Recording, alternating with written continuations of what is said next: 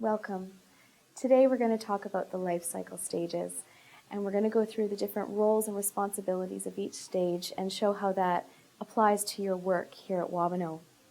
So like so many of our teachings, you will have already heard Wabano's model of care and medicine wheel. Our elders always tell us to begin with the circle. So the circle, our elders tell us, has no beginning and no end, and it's to which we all belong.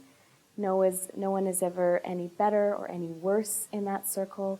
We are all equal. We are different, we are distinct, but we are all equal. When we sit in circle, all we can see is each other's beauty.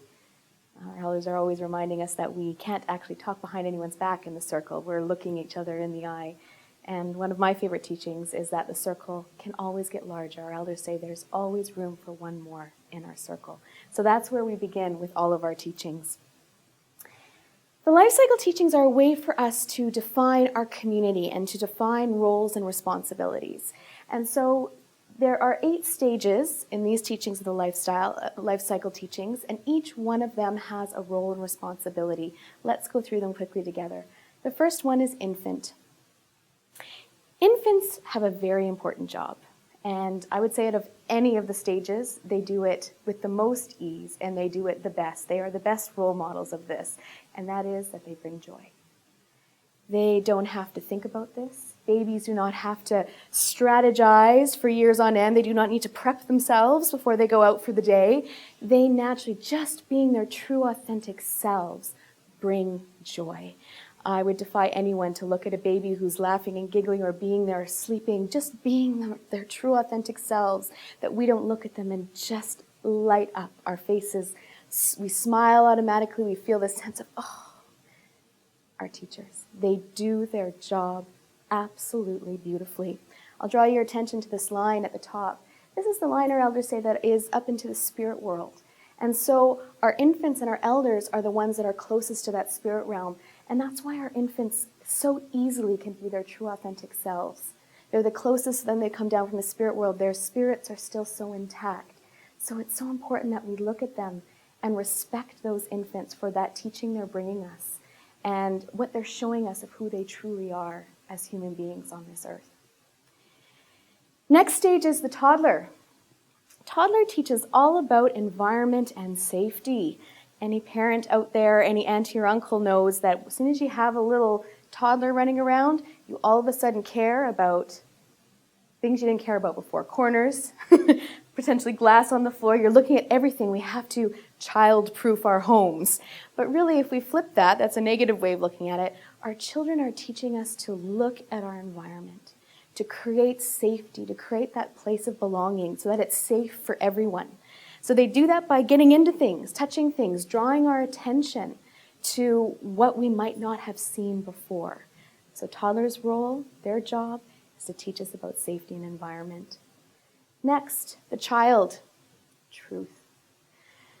I don't know about you, but this gets harder and harder the older that I get. But children do this effortlessly as well. I think we all have had those moments, perhaps as parents, Mommy's wearing a wig today. Daddy didn't come home last night. All these things that we go like this, think, oh my God, I can't believe he or she is saying this. But children speak the truth. And one key teaching that our elders always remind us here is that our children do not speak the truth out of any maliciousness. Their words are always with the good mind. They're speaking good words. They're speaking it with kindness. They are speaking it of nothing, just of speaking what they see, right? So for us, what a teaching to be, as adults, if we can walk our walk and talk our talk with the humility and the joy and the innocence and the kindness that children do, we would all be in a much better place. Moving on to youth. So children have started their journey and their job talking about the truth. They're bringing our attention to things. They first did it as a toddler in the environment. Now they started talking truths about things that they see around them. As youth, their job is to reject current beliefs.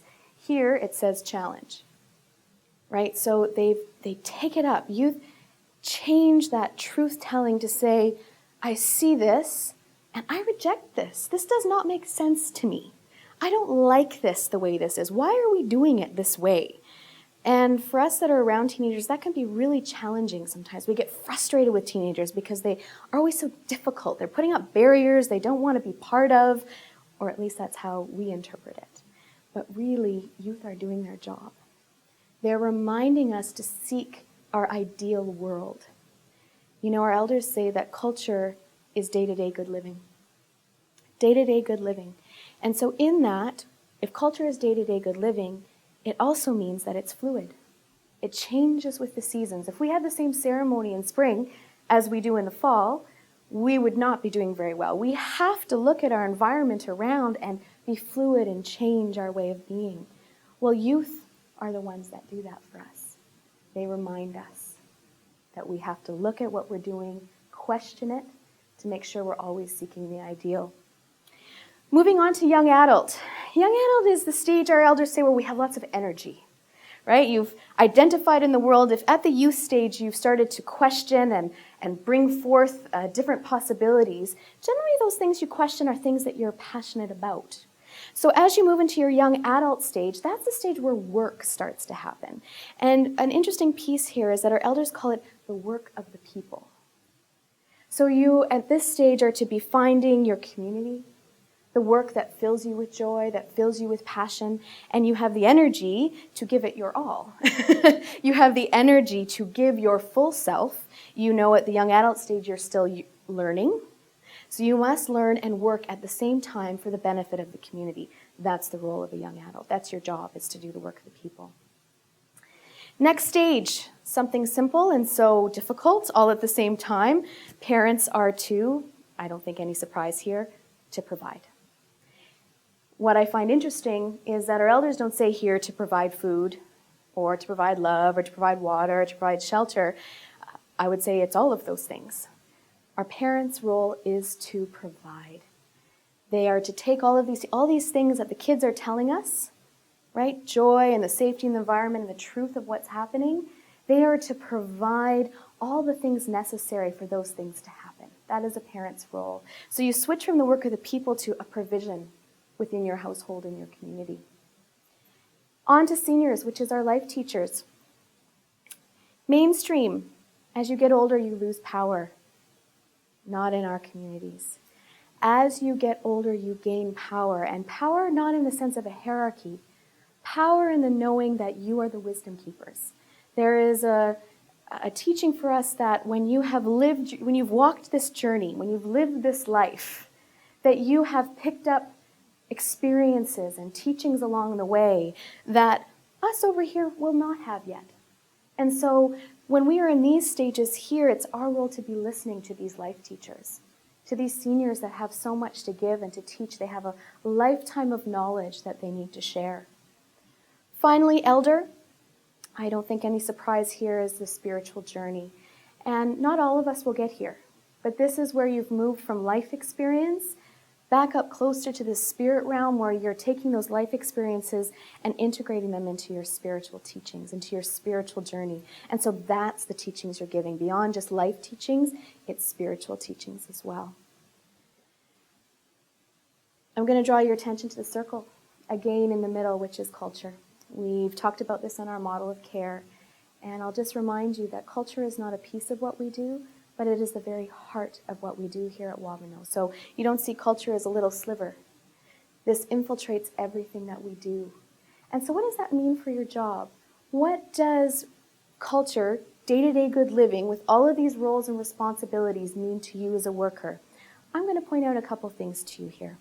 First thing is, our elders show us that each of these cycles are across the circle from themselves for a particular reason. So, infants are across from young adults because these two are who are responsible for each other. Anyone who's across the circle, that is their responsibility to one another. So young adults have the responsibility of the infants. Makes sense to me. You got energy here as a young adult, and I don't know about you, but infants take a lot of energy. And so that joy and vitality are a perfect match here.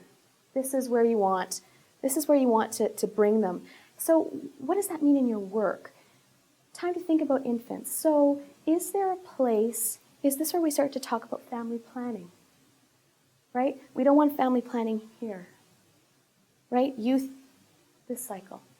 We want to start talking here about family planning and what that means for infants. Are our support groups set up in this way that infants and young adults can be together? Toddlers are across from parents. So toddlers who are teaching us about safety and environment, it's interesting they're across from the parent who can provide that safe environment. So do we have sessions or programs here at Wabano where toddlers and parents are together? Are we teaching them things about the environment? Are we empowering parents on how they can provide safety for their toddlers in any environment? I don't care, it could be for diabetes. How do you ensure your toddlers aren't getting into sugar and aren't getting into all of these things? Are you using these life cycle teachings to guide your program development? Child across from senior. So as children are speaking truths, right, and seeing things, we have seniors who are guiding their life journey. They're bestowing on them wisdom. We have our elders that say that our grandmothers look at our children and they call forth those gifts. They call forth those gifts in our children. And in a world where not an Aboriginal culture, but in a world where seniors start to lose power, they lose that power because their role is gone, that role of calling forth in children, being a role model for our children. So in program development, are you setting up times where children and seniors are being together? Maybe you are the coordinator of a seniors program, and so you're thinking about these activities for a senior, which is important. When are you bringing the kids in? Is that part of your work plan? Same thing, childcare. Maybe you're looking at taking care of children during programs at Wabano. How do you engage the seniors? Is it storytelling? Are they going for a walk together? There's so many multiple ways that you could do that. Finally, our youth are across from our elders. So interesting that when they start to challenge and reject current beliefs, who they are to be partnered with are our elders who are closest to the spirit world, that have that wisdom to be able to support that rejection, that possibly that youth needs that support, saying, good on you for bringing that to our attention. We do need to change that, and you are just the person to do that. Or the elders saying, oh, my girl, my boy, we can't do this, and this is why. Right? That spiritual connection. So as a youth worker, how are you engaging the elders? How are you making that part of your work? For our cultural program, when you bring in elders, are you bringing in youth to be their helpers? How are we integrating this piece? One really interesting point of note regarding the life cycles teaching is that this is not a linear process. This is not that you start here and at the end of this journey you get a badge here and then you move on to this and get a badge and move on. Our elders tell that within the circle that these lines don't divide, they connect. And so if we believe that, what we know is that we often have crises in our life, perhaps trauma, perhaps we just need to learn something again, or whatever's happening in our life could be a good thing and we want to go back and learn that joy again. All of these things are happening at once. And we can go back, or we can go forward, we can go across. This is an inclusive circle where all of these things are happening together. So I encourage you to look for ways to incorporate that inclusivity into the work that you do. For those of you who have done gap analysis before, all that is taking a look at what you're supposed to be doing, taking a look at your work plan or what you are doing, looking at the needs within the community, and identifying any gaps that you might have in reaching your clientele and what things that you need to do. So if we go back into this wheel, and I don't care again what your title is here, you could be an HIV worker, you could be a child and youth worker, you could be a homeless outreach worker. It doesn't matter if you're, let's just use a youth worker as an example. If you're there and you know that you have to do activities for the youth, and you look at this wheel and you look at all the activities you do in any given week, and you identify that all you're doing is youth activities, you have not looked at the wheel in its entirety. So how do you bring in the elders? What role do infants? Do we need to have an event where all families are in? Are youth involved in powwows where every single stage is involved in? Are you doing something so that every single life stage is there? As a team at Wabano, are you looking at it as a team? Does our team together impact all of the different life stages? If you can look at that, and if you can ensure that circle is full with our support and our programs, you know you're doing a good job. Good luck.